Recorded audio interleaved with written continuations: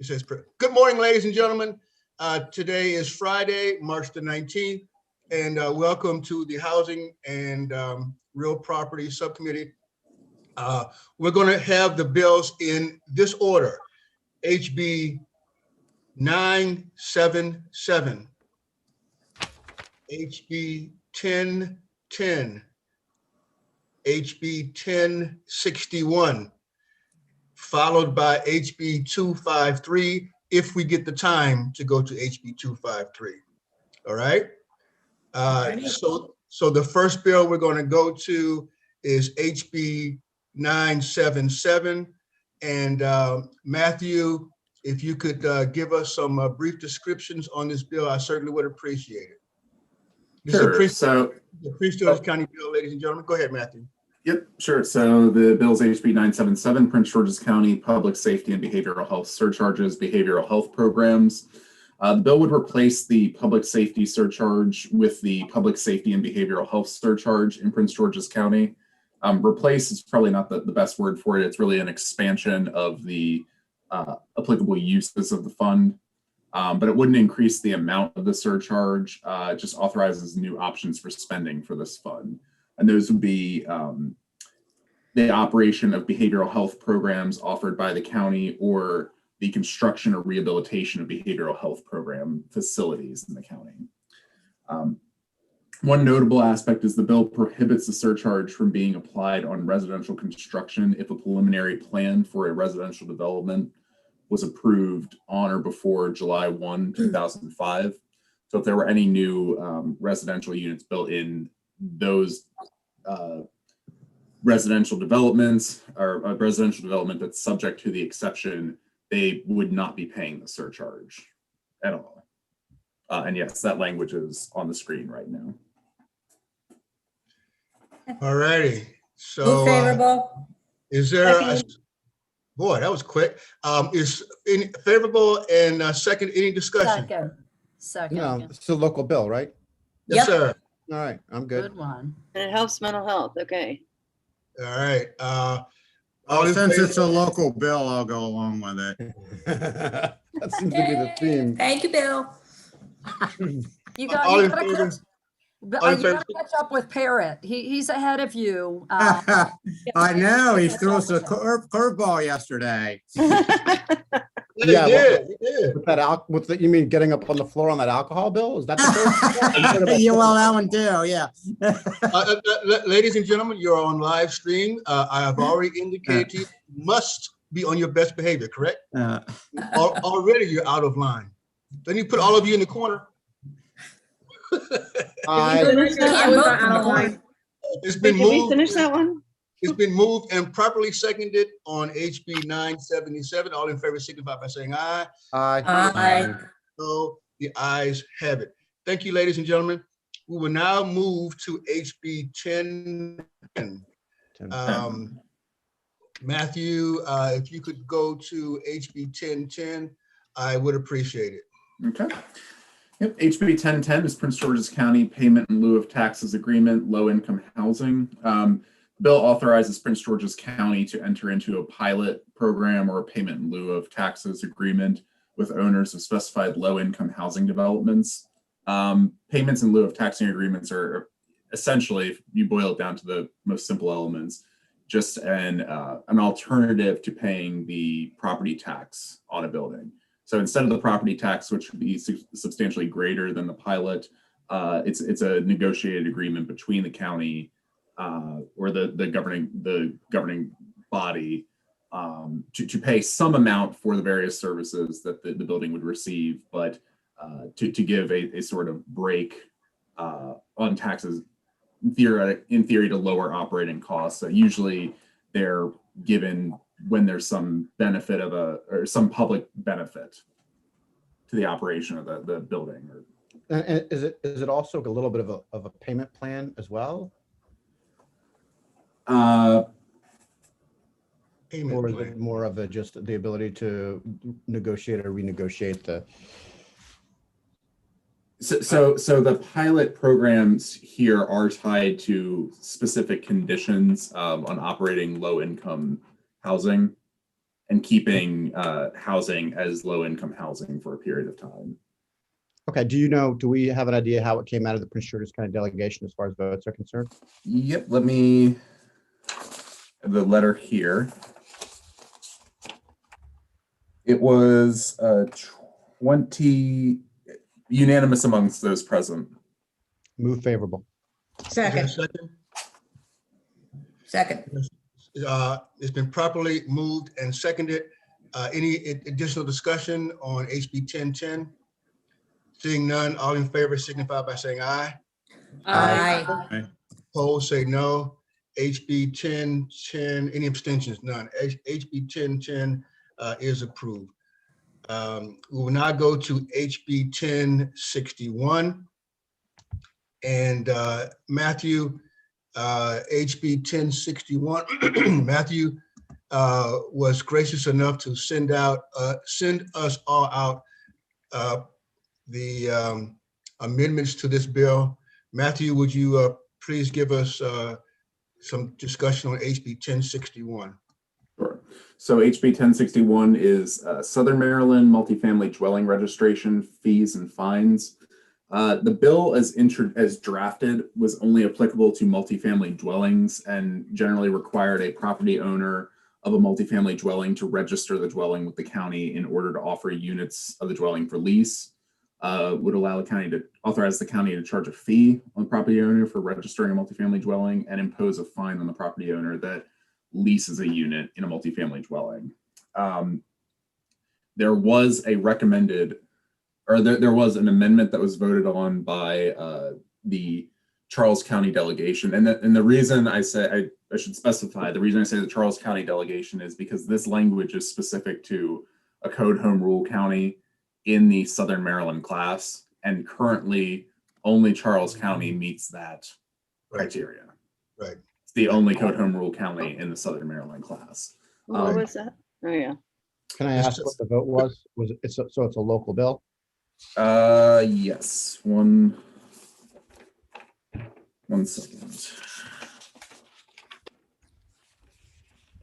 It's interesting that we have three different classes of subdivisions in the state. We have the charter, the community, and the code. And Charles County, Allegheny County, and some others are in the code category. And in the code category, there's only one Southern Maryland code county. That's Charles County. So the vote on the bill and the amendment in the Charles County delegation was unanimously favorable. The one thing I would note about the amendment is it does, so the bill as drafted is drafted to a law of statewide applicability and creates a new paragraph that is just applicable to a code home rule county in the Southern Maryland class. There is a new definition of dwelling unit, which is in the overall general section of the law.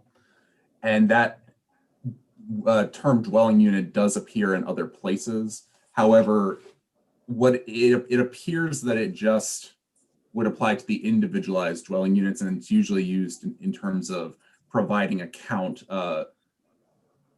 for applicability for multifamily dwellings, which is defined in current law. So where you see it in other places in the public safety article in this section, it would say a multifamily dwelling with at least 10 or so dwelling units. So individualized. In that case, I think the catch-all of part of a building that provides living or sleeping facilities for one or more individuals. It may not impact the other areas of law, the other provisions in this section of the public safety article that are applicable to areas outside of code home rule counties in Southern Maryland. I think there are probably better ways to draft this amendment so that it was clear that it's just residential units in Charles County or the Southern Maryland class of code home rule counties. Well, I would also note that just because I don't think we've discussed the amendment would expand this beyond multifamily dwelling units or multifamily dwellings to include all types of dwellings. Delegate Wise has the question. Mhm. Well, he just answered it, so I was going to clarify that that amendment does now extend it to single family. That is correct. That's what he said. Okay. That's correct. And what they're attempting to do here in Charles County in terms of their rental properties is to mirror what's going on in Prince George's and Montgomery and Howard, et cetera, to have rental licenses for the entire county. Currently, I believe that there's just one jurisdiction in Charles County that has a rental license program. And I'm not quite sure if I recall what jurisdiction that is, local jurisdiction it is, but it might be just Waldorf, I think. But don't And quote me. this is still just enabling, correct? Yes, it's authorizing. Authorizing. Yeah. Okay. Delegate Healy. Yeah, I was wondering if Matthew could do a technical amendment to rewrite the amendment so that it's conforms with, and as long as it's not a substantive change and it's a technical amendment, I think we could do. But I just wanted to ask what the subcommittee thought about that idea. So a technical amendment to say what, if you don't To mind? clarify the amendment so that, as Matthew explained, it creates this little bit of an anomaly in the definitions where it's placed in the code, but it's not necessary. It's not going to change the outcome of what the bill does. You're talking about the definition of dwelling unit? I believe, yes. Well, if we So did, one, if we did I'm just that, asking what the subcommittee thinks about that concept. if we change that definition here, wouldn't we have to go back and get the authorization of the Charles County delegation prior to us getting it through? so one option I just Yeah. wanted to raise for the subcommittee's consideration, the Senate cross file of this bill is, I believe, on third reader currently in the Senate. Is it same posture as this one? It's right now it's in the same, well, no, right now it's in the unamended version. It's still just applicable to multifamily dwellings.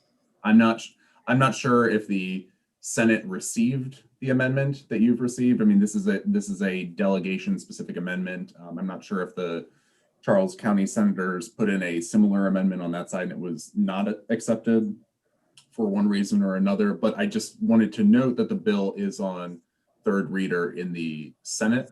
So it's possible that you'll be considering the Senate version as well, and there'd be time to craft a technical amendment to make sure Or to the that Senate there's person? no At that time, interplay with the rest of this section of the public safety article, that everything's just contained to applicability to Charles County. So I would suggest maybe we just leave this one the way it is and then make the amendment when, I got you, Jen. I would suggest we just leave this one the way it is, and then maybe we can change the Senate version when it comes over. Because the Senate version has to be revised anyway. Okay. Delegate Terrassa. I don't understand this having to send it back to the delegation. Like, isn't it like, once it comes to the committee, isn't it like the, I forget the phrase that. it's you in the guys- possession of the Yeah, it's like Yeah. basically the Jurisdiction. ours, like it's in the jurisdiction of the committee. So I mean, So It's a courtesy. It's just a courtesy. It's not a Yeah, requirement. Because it's a local bill. Because it's a local bill, it's, if we're gonna change it, it's kind of a traditional courtesy that we go back to that delegation. oh, I thought we were just, no, I understand that, like if we were changing it substantively, but if we're just clarifying that this only is going to apply to them. Well, again, we've got the Senate version coming over. So if we're going to make revisions, we have the opportunity to take care of it then. Okay, Whatever you want to do, Marvin. yeah. Let let me get a motion favorable on this bill, and we can So move it moved. forward and make revisions Move later. favorable. And there's a motion and Second, second. All in favor of HB 1061, signify by saying aye. aye. Aye. Opposed, say no. Any abstentions? HB 1061 is approved as written. Okay, With these amendments, right? with the amendment, I'm sorry, yes, with the amendment. Oh, yes. well. Did we need to move if- separately on the amendments then? Yes, if Oh, that's the you are case. correct. Thank you, David. Let me back up. Can I get a motion on the amendments, please? So moved. Second, Second on the amendments? And there's a second. All in favor of the amendment, signify by saying aye. aye. Opposed, say no. The ayes have it. On the bill as amended, is there a motion for the bill as amended? So moved. So moved. Second. Second. All in favor of HB 1061 as amended, signify by saying aye.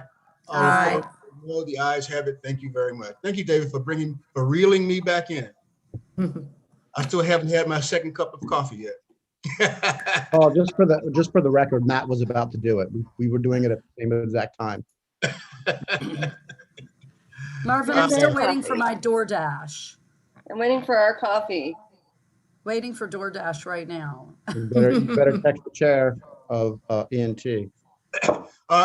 Okay, the last bill is HB 253. This one is, lower your hand for me, Jen, so you don't confuse me. Oh, sorry. Yes, got it. HB 253 is interesting, ladies and gentlemen. That's why I saved this one for last.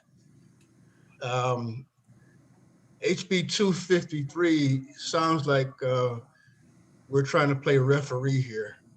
So if you wouldn't mind, Matthew, please give us information on HB 253, please. Sure. Okay, so yes, HB 253 is Baltimore County Nuisance Actions Community Association. So before I get into this, I'll just note that community associations in Baltimore County currently have standing to sue for certain nuisance actions that constitute local code violations. The bill would alter the definition of community association and local code violation in statutory provisions that, as I mentioned, authorize community association in Baltimore County to seek injunctive and other equitable relief in the Circuit Court of Baltimore County for nuisance abatement. It would also repeal the requirement that the Circuit Court determine the amount and conditions of a specified bond to be filed by a community association that is seeking relief. Now, in looking, there are several other counties that have these provisions on the standing of a community association to sue for a nuisance violation. Those would be Prince George's County, Anne Arundel County, Baltimore City, and Harford County, I believe. What I would note is that currently Baltimore County is on par with the definition conditions for Prince George's and Anne Arundel counties. They're not identical, but they're very similar in many key ways. And the bill, based on my review, conforms the standards of Baltimore County largely to those of Baltimore City. And that's done by striking language. And I would just note that Baltimore City law on this issue, or law specific to Baltimore City on this issue, appears to have been progressively amended to its current form that Baltimore County is looking to get to in this bill. And at one point in Baltimore City, at one point for Baltimore City, the definition was more consistent with that of Prince George's, Anne Arundel, and Baltimore counties currently. Some of those changes that are being considered or being requested, I should say, would remove the standard that a community association be comprised of at least 20% of the total number of households as members, with a minimum membership of 25 households of a local community that consists of 40 or more individual households. So removing those minimum standards in terms of households that have to participate or that would consist of the community association. would remove the requirement that the community association be in existence for at least 1 year when it files suit under this section. Would remove the requirement that the community association be included for a period of at least 1 year prior to bringing an action under the section in the directory of organizations in Baltimore County that's published by the Baltimore County Public Library. Those are some of the biggest changes. The extension of the local code violation definition would include a violation under Article 13 of nuisances, or except as provided in subparagraph 2, Article 35, buildings and housing. What's taken out in that subparagraph 2 would be the rent escrow law section. And there was comments that were received at the, or testimony that was received at the hearing about how this would affect, pardon me, I'm just looking through my notes, of how this would not include a violation of the specified provisions of Baltimore County Code related to lead risk reduction standards. But I would just note that under current law, the section pertaining to standing that's granted to a community association to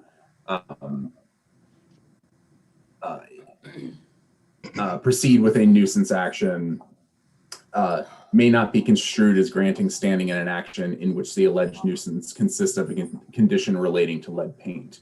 So this exemption of the rent escrow laws from the definition of nuisance and the applicability to lead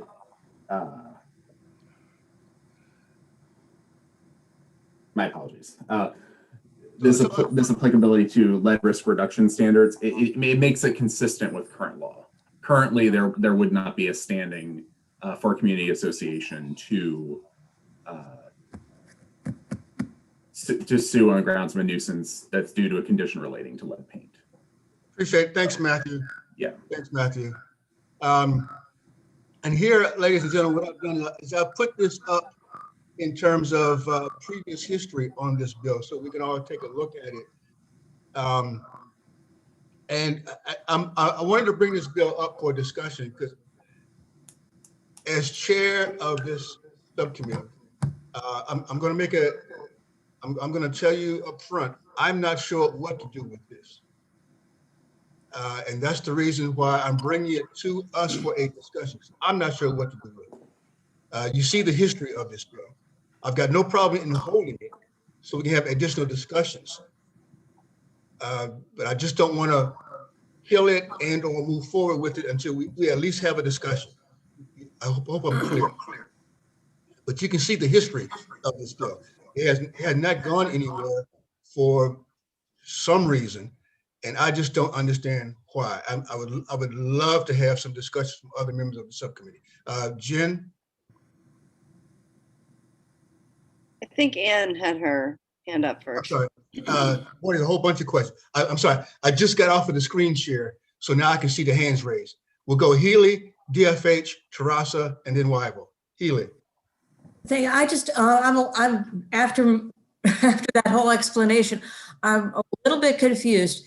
The bill as it's before us, is it different in significant ways from existing law in other counties? Yes, and what this does is it changes. Yeah. It changes that term of community association. The short answer to the question is, and yes. But I just want to make sure that the subcommittee understands many of these changes that what's being done here is making changes that are consistent with and which are current law specific to community associations in Baltimore City. That Baltimore City had law similar to this at one point and progressively worked to its current law. This is. Hang on, Jen. This is then making the law of Baltimore County consistent on this issue, consistent with Baltimore City. And how close is this to Baltimore City? So this is striking provisions to bring in line with Baltimore City. There are additional provisions specific to Baltimore City, which are not relevant here. Well, there are additional provisions that are specific to Baltimore City that are not added in, but it's a pretty fairly in line with what Baltimore City has in the code. Ann, go ahead. Yeah, okay. Now, you've described all these changes. Were these changes done all in the delegation and we have a finished product in front of us as the delegation wants it, or are there amendments that we have to look at? Yes, so I should be clear. Thank you for the question. It is in the form that the delegation wants it. This is how the delegation proposes to change law specific to Baltimore County on this issue. It's What was the vote? What was the vote? What was the vote in Baltimore County? What was the vote? Let me pull that up. 18-3 with one excused. 18-3, Who 1. voted against it? Let me see. That was We can all probably guess. I'll be honest, I'm not sure if I can say the delegates' names. Why? Why not? Why? I mean, that's a public document. If I can use their names, but Why? so based on the vote, since it would be a public record, it would be delegates Impalaria, Magione, and Schlega. Okay, Ann, have your questions been answered, Ann? Well, mostly. I wanted to understand this because it was described as kind of this work in progress. It started out being like Prince George's and now it's like Baltimore City. But all that was done in the delegation as they debated it among themselves. And what they presented to us is this finished product from their perspective that is mostly like Baltimore City. Is that correct? Yes. Yes. Okay, Yes. that answers my question then. Thank you. And let me just say that this is in the same form or as it was introduced last year and brought to the committee last year. What happened to it last year? COVID? To use Patrick's term, it was co-voided. Just ran out of time because of the end of session. And is there a Senate bill and where is that in the process? There's no is crossfile. not a crossfile. Okay. Thank you. FH? I think Ann actually got most of it. I mean, it's a local bill. It is in as introduced. There are no amendments to it. And it pretty much puts it in a very, very almost exact posture as Baltimore City. So consistency speaking, I don't have any more questions for this bill. I'm happy to, well, there are other questions, so I'm good with it. Terasa? Thank you, Mr. Chairman. I am completely confused by this bill. Like, I don't understand what it actually does do. So it is changing the definition of community association. It seems to me that what it's bringing in is not the types of community association that are HOA type community association, but bringing in community associations that are basically not landowning community associations. Is that? You are exactly correct. This is a community association, not a common ownership community. And yeah. they're totally different. Yep. They're totally different types of organizations But altogether. are they at different places in the code? Yes.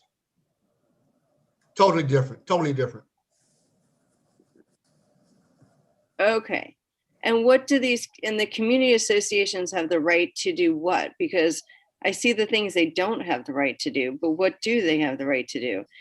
Because I'm assuming Howard County doesn't have a law like this, so this is confusing to me. Like, what would they, So this, like, what can they do? This specific section is about granting community associations standing to seek injunctive and other equitable relief in Circuit Court of Baltimore County for abatement of a nuisance. And what would be an example of a nuisance? Okay. Nuisance is defined in current law. It means within the boundaries of the community represented by the community association, an act or condition created, performed, or maintained on private property that constitutes a local code violation. And that it's on page 3, lines 1 through 9. I guess and I may just not be able to understand this at this point. I might have to talk to some folks because this is a sort of a foreign concept to me because we don't have these like, we don't have such a thing in Howard County because if it's a community association that's not associated with land necessarily, like an HOA, it wouldn't have a defined boundary. So these have defined boundaries. Yes. And where are Yes. those boundaries defined? Go ahead, Matthew. So under the law as amended, it would be composed of residents of a community defined by specific geographic boundaries in the bylaws or charter of the community association, and within which in the bylaws or charter of the community association. Right, but, Go ahead, Jen. but couldn't you Sorry. have overlapping community associations? Yes, right there it says representing 2 or more individual community associations. Yes, right there. See there? So this is like in Howard County, you have civic associations, right? No, I mean, yes. you do. But Yes, you we do. don't have, any that have boundaries. Hang on, let me finish. So in Howard County, you have civic associations. So this would be like civic associations now forming a legal entity and putting boundaries around them. Yeah. Okay, that's what this would be like. And where do they register these boundaries? SDAT, right, Yes, Matthew? that's SDAT. that. Very interesting. Okay, thank you. right, It's just foreign to me. Let's go to next is Lehman, Delegate Lehman. Yeah, thank you, Mr. Chairman. I really need to cut out and go over to Prince George's where I have an amendment on a bill. And by the way, Marvin and Ann, if you can join when you're done, as soon as you're done, they don't even have a quorum over there right this minute. They will if I join, but anyway, if we could either decide to either hold this or vote on it, it would be helpful. I really got to go though. All right, let's hold the bill, but I still want to have the discussion, okay? So Delegate Lehman, you can depart, but so we're going to hold this bill, but I still want to continue with the discussion, okay? Okay, thank you. Thank you. Delegate Wyville? Where'd you go? Oh, there you are. Kind of along the lines of Delegate Frazier Hidalgo, it's a Baltimore County Bill 18 in favor. I don't necessarily have to understand what they're exactly trying to do, but obviously they want to conform it to their neighbor. So I don't totally understand what the total complexities or questions are about the bill. I second Okay. Doug Wyville's comments. Okay, so that, let me. I mean, let me go- all the testimony was favorable with amendments. So Yeah.